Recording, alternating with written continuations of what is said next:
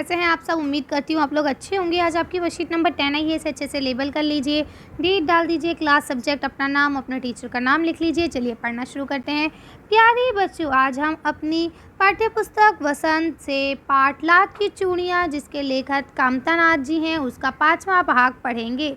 उम्मीद है कि आप कहानी को एक बार अपनी पुस्तक से पूरा पढ़ चुके होंगे, यानी मुझे उम्मीद है कि आप लोग ने कहानी को एक बार में ही पढ़ लिया होगा। अगर नहीं पढ़ा है तो आप अभी भी पढ़ सकते हैं, ठीक है। बाकी हम लोग अलग अलग हिस्से पढ़ ही रहे हैं इसको, क्योंकि एक साथ पूरी कहानी हम नहीं पढ़ सकते हैं वर्कशीट में, इसलिए हम इसके छोटे छोटे हिस्से करके पढ़ रहे हैं। वैसे मैंने एक अलग से वीडियो भी अपलोड कर दी है, अगर आप लोग चाहें तो उस वीडियो को भी देख सकते हैं, ठीक है। अब क्या लिखा है? हाँ, इधर आना नहीं हो सका काका, मैंने चारपाई पर बैठते हुए उत्तर दिया। कुछ देर फिर शांति रही। मैं इधर उधर दृष्टि दौड़ाई, ना तो मुझे उसकी मछिया नज़र आई, ना ही भट्टी, यानी कि अब ना तो उसे मछिया दिखी और ना ही उसकी भट्टी दिखी। तो अब क्या बोलता है लेखक? अभी तक हम लोग जान चुके थे ना कि लेखक दोबारा से गांव में आया है काफ़ी समय के बाद, और वो बदलू काका से मिलने आया है, ठीक है। तो अब बदलू काका पहले तो उसे पहचान नहीं पाए थे, अब बदलू काका उससे बातें कर रहे हैं, तो वो पूछते हैं, अब बताता है अपने आप से कि हाँ काका, मेरा इधर आना नहीं हो पाया था, और चारपाई पे बैठ जाता है, ठीक है। और फिर कुछ देर चुपचाप बैठा रहता है, वो इधर उधर देखता रहता है कि कहाँ क्या हो रहा है।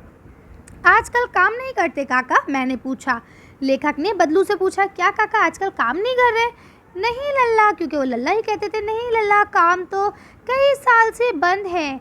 मेरी बनाई हुई चूड़ियाँ कोई पूछता तब तो, यानी कि भाई अगर मेरी बनाई हुई चूड़ियाँ ले कोई तब तो मैं बनाऊँ। जैसे अब वीडियो है, आप लोग देखते हैं तभी तो मैं बनाती हूँ। अगर आप लोग क्या नहीं है, मैं मैम की वीडियो नहीं देखनी, अच्छी नहीं है, तो फिर मैं देखूँगी कि कोई देख ही नहीं रहा है, तो फिर मैं क्यों बनाऊँगी भला। है ना, आप लोग कमेंट करते हैं और बताते हैं कि मैम आपकी वीडियो अच्छी है। अगर कुछ गलती होती है तो आप बताते हैं कि मैम आपने ये गलत किया है, तो वो सब चीज़ें मुझे अच्छी लगती है, तभी तो मैं आप लोगों के लिए वीडियो बना रही हूँ। सेम उसने वही कहा कि भाई अगर कोई मेरी चूड़ियाँ ख़रीदेगा, कोई उसे लेगा, तब तो मैं बनाऊँगा। गाँव गाँव में कांच का प्रचार हो गया है, यानी कि अब हर जगह गाँव में भी कांच की चूड़ियाँ ही बिकने लगी हैं। वह कुछ देर चुप रहा, फिर बोला, मशीनी युग है ना लल्ला, आजकल सब काम मशीनों से होता है, खेत भी मशीनों से ही जोते जाते हैं, और फिर जो सुंदरता कांच की चूड़ी में होती है वो लाख की चूड़ी में संभव है, ठीक है। तो वो बोलती है कि भाई जो कांच की चूड़ी में सुंदरता होती है वो लाख की चूड़ी में कहाँ संभव है, यानी कि क्योंकि देखिए मशीन से होती है, आप सब जानते हैं, मशीन से बारीक काम किया जा सकता है, लेकिन हाथ से उतना बारीक काम हम नहीं कर सकते ना। तो जो खूबसूरती कांच की चूड़ी में आपको मिलती है वो आपको लाख की चूड़ी में नहीं मिल पाएगी। लेकिन कांच बड़ा ख़तरनाक होता है, यानी कांच बड़ा ख़तरनाक होता है, बड़ी जल्दी टूट जाता है। मैंने कहा। अब ये कौन बोला? ये आपका लेखक बोला कि नहीं काका, लेकिन कांच बहुत ख़तरनाक है, ज़रा देर में ही टूट जाता है। नाजुक तो फिर होती ही है लल्ला। कहते हैं हाँ नाजुक तो है बेटा।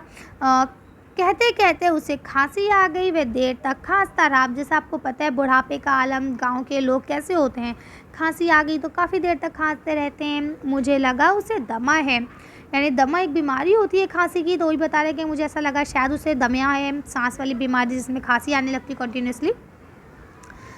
अब क्या लिखते हैं? अवस्था के साथ साथ उसका शरीर ढल चुका था, यानी कि जिस तरह से वक्त गुजर रहा था उस तरह से उसका शरीर भी ढल चुका था, बूढ़ा हो चुका था। उसके हाथों, पैरों और माथे पर नसें उभर आई थी, जैसा कि बूढ़े लोगों के साथ होता है। आपने देखा होगा कि उनकी जो नसें हैं वो अलग ही चमकती रहती हैं। जाने कैसे उसने मेरी शंका भांप ली और बोला, दमा नहीं है मुझे। अब क्या बोलते हैं? फसली खांसी है। अब देखिए दमा जो है ये एक बीमारी है जिसे अस्थमा के नाम से भी जाना जाता है ना। इसमें क्या होता है, सांस लेने में प्रॉब्लम होती है और खांसी आती है। तो वो समझ गया कि कहीं ये ना सोच रहा, अच्छा दमे वाले मरीज से थोड़ा दूर भी रहा जाता है, तो वही सोचने लगा कि ये समझ गया है शायद मुझे दमा है, तो उसने बता दिया नहीं भाई ये फसली खांसी है। फसली खांसी होता है कि भाई जब मौसम चेंज हो रहा होता है तो खांसी आ जाती है लोगों को, वही है।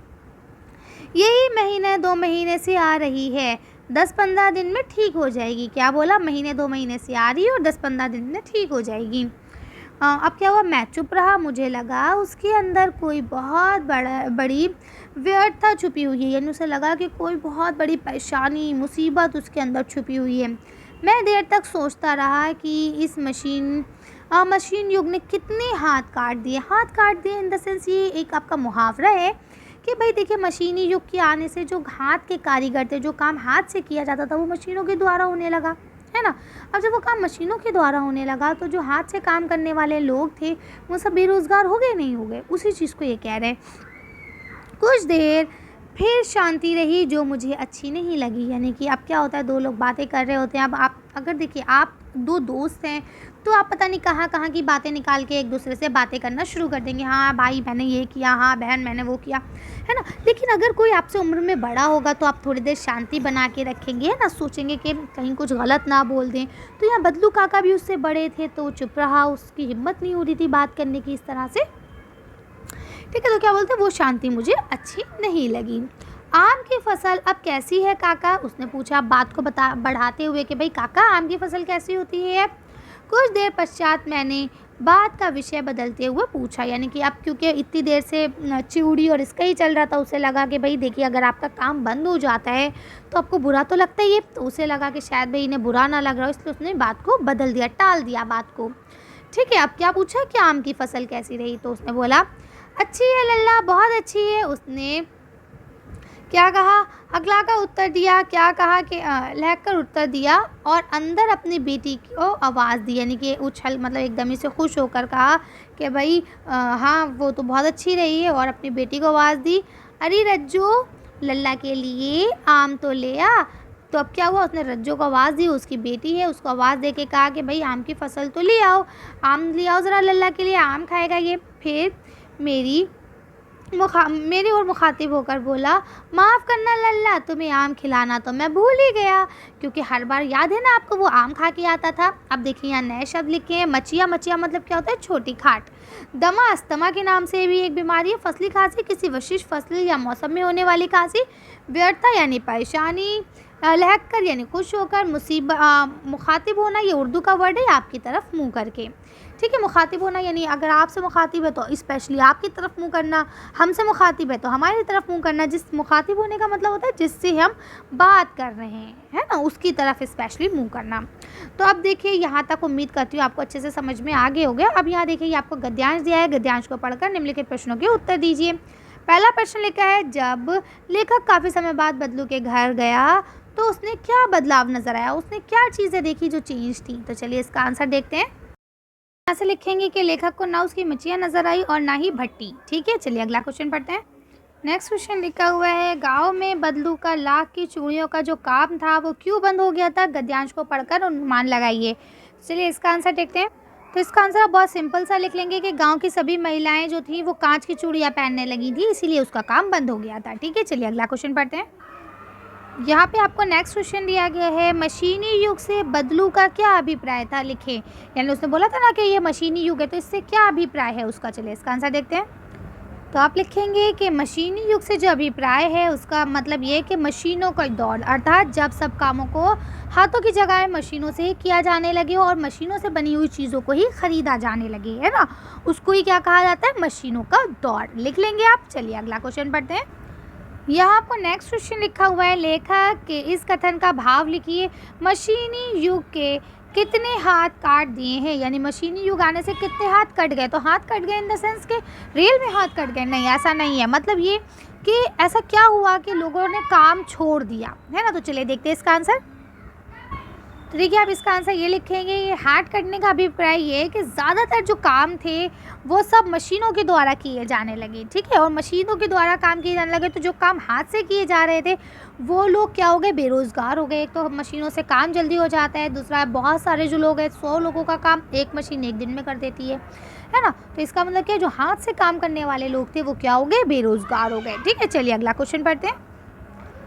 अब देखिए यहाँ पे आपको लास्ट क्वेश्चन दिया गया है जो कि एक गतिविधि है। इसमें कहते हैं कि घर के बड़ों की सहायता से आप ये पता लगाइए कि गांव में ऐसे काम कौन से थे जो पहले हुआ करते थे, मशीनी युग की वजह से या तो बंद हो गए या फिर बहुत ज़्यादा कम हो चुके हैं, ठीक है। तो ये काम आप अपने घरों के जो बड़े लोग हैं, मम्मा हैं, पापा हैं, उनकी सहायता से करेंगे। फिलहाल कुछ मैं आपको बता रही हूँ, आप उसे भी लिख लेंगे, ठीक है। चलिए तो आंसर देख लेते हैं कि ऐसे कौन से काम हैं जो मशीनों के आने से बंद हो गए या काफ़ी हद तक कम हो गए। चलिए आंसर देखते हैं। तो आप इसका आंसर यहाँ से लिख सकते हैं, जैसे चूड़ी बनाना, दरी बनाना, चटाई बनाना, अचार बनाना, या सरकंडे का भी काम हुआ करता था वो, या फिर वो जो दरदोजी का काम होता है हाथ से वो। ये सारे काम क्या है, बंद हो गए हैं, क्योंकि आज कढ़ाई का काम जो है वो मशीनी कढ़ाई चलने लगी है। हाथ की कढ़ाई, क्रोशिया बुनाई, ये सब चीज़ें क्या हो गई हैं, बंद हो गई हैं, या बहुत हद तक कम हो गई हैं, है ना। तो ये सारे काम जो हैं ये क्या हो गए हैं, बंद हो गए। इसके अलावा भी और कोई काम हो, क्योंकि भाई मेरे जहन में तो नहीं आ रहे, तो आप अपने पेरेंट्स से इस बारे में डिस्कस करेंगे, वो आपको और अच्छे से समझाएंगे। ठीक है, चलिए तो आज की वीडियो को हम यहीं खत्म करते हैं। आज की वर्कशीट में बस इतना ही। अगर आपको हमारी वीडियो पसंद आई हो तो प्लीज़ इसे लाइक और शेयर करिए। अगर अभी तक आपने हमारे चैनल को सब्सक्राइब नहीं किया तो प्लीज़ हमारे चैनल को सब्सक्राइब करें। Thank you for watching.